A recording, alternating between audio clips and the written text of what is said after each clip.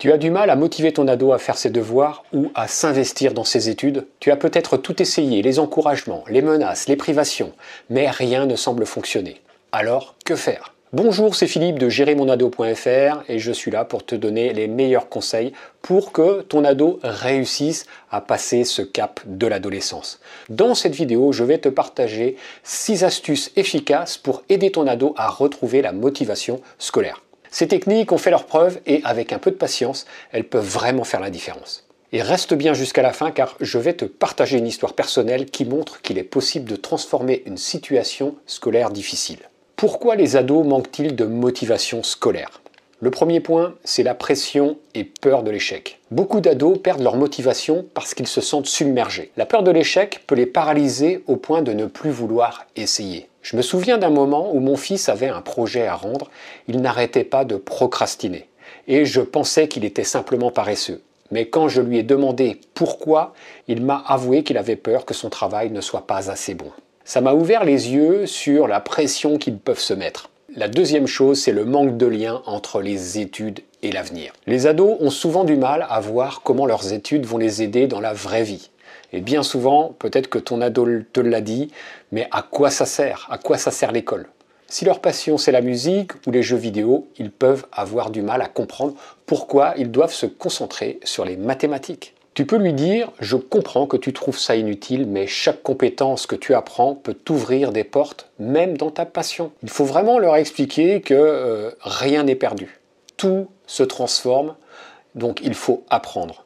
On apprend tout au long de sa vie. Et même toi, en tant qu'adulte, tu dois travailler également. Tu dois avoir des formations, tu dois te remettre en question. Si tu changes de travail, il faut apprendre de nouvelles compétences. Donc ça, il faut vraiment partager avec lui. La troisième chose, c'est le besoin d'autonomie. À cet âge-là, ils veulent plus d'indépendance. Si les études deviennent une source de conflit constant, ils peuvent résister simplement pour affirmer leur autonomie. C'est-à-dire que tu vas demander à ce qu'ils fassent leur travail et eux, bien évidemment, pour t'embêter, il ne va pas le faire. Combien de fois j'ai vu ça dans les familles et ça créait de nombreux conflits. Je vais te donner maintenant 6 astuces pour motiver ton ado. La première, c'est de fixer des objectifs réalistes et atteignables. Bien évidemment, si les objectifs ne sont pas atteignables, comment veux-tu qu'ils s'en sortent? Les grands objectifs, ça peut sembler écrasant. Regarde, si tu es face à une montagne qui est difficile à gravir, ça va être compliqué et tu as envie de rebrousser chemin et de ne pas y aller. Donc ce que tu vas faire, tu vas aider ton ado à diviser ses tâches en étapes plus petites et réalisables. Je te donne un exemple concret. Tu peux lui dire, tu as un devoir de 10 pages. Commence par faire le plan aujourd'hui et on s'occupe de l'introduction demain. Et donc là, ça rend le projet moins intimidant, beaucoup plus facile à réaliser. La deuxième astuce, c'est de valoriser leurs efforts et pas seulement les résultats. Les ados ont besoin de savoir que leurs efforts sont appréciés même s'ils n'atteignent pas encore la perfection, même s'il n'a pas la note que tu souhaitais. Quand ma fille a eu un 12 au lieu d'un 16 qu'elle espérait, elle était vraiment déçue. Le monde s'est écroulé autour d'elle. Je lui ai dit, écoute, tu as travaillé dur et ça se voit.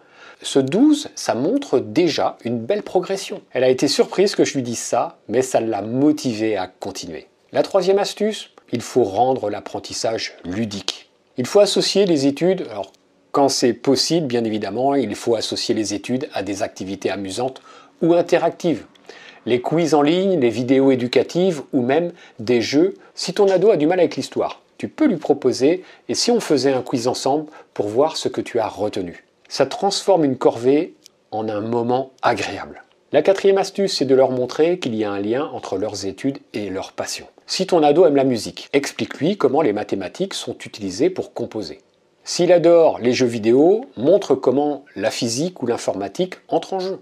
Tu peux lui dire, tu peux devenir musicien. Savoir écrire et communiquer clairement pourra t'aider à partager ton travail avec le monde entier. Tu vois que cela donne vraiment un sens à ce qu'ils apprennent. L'astuce numéro 5, c'est de créer un environnement propice à l'étude. Il faut que ce soit un espace calme, organisé et sans distraction. Pas de distraction.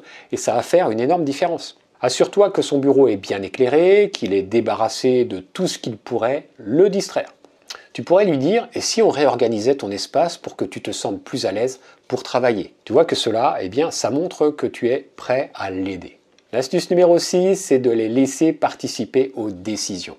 Il faut vraiment que tu lui donnes un peu de contrôle sur son emploi du temps ou sur la manière dont ils veulent s'organiser. Tu peux lui dire, tu préfères travailler 1 heure après l'école ou attendre après le dîner?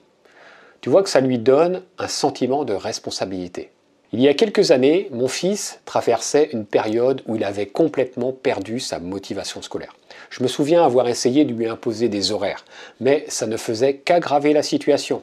Un jour, j'ai décidé de lui demander son avis. Il m'a dit « J'ai juste besoin de savoir que tu me fais confiance ». Alors j'ai changé d'approche. Je l'ai encouragé à établir ses propres priorités. Et je l'ai félicité pour chaque petite avancée. À ma grande surprise, il a commencé à reprendre goût au travail scolaire. Et tout ça, eh bien parce qu'il ne sentait plus de pression de ma part. Pour lui, c'est lui qui avait les cartes en main, c'est lui qui avait les outils en main, et c'est lui qui pouvait décider de comment faire, et ça l'a énormément rassuré. Motiver un ado à l'école, ce n'est pas toujours facile, mais avec ces 6 astuces, tu vas pouvoir créer un environnement qui favorise l'apprentissage et le plaisir de progresser. Rappelle-toi, la clé, c'est la patience et la bienveillance. Si cette vidéo t'a été utile, pense à la liker, à t'abonner et à partager. Partage ton expérience en commentaire. Quelles sont tes stratégies, toi, pour motiver ton ado à l'école? Je suis vraiment impatient de lire tes histoires et à très vite dans une nouvelle vidéo. Et souviens-toi que chaque petit pas compte pour son avenir. Si tu veux plus de conseils, il y a un lien dans la description, alors n'hésite pas, c'est cadeau. Allez, ciao ciao!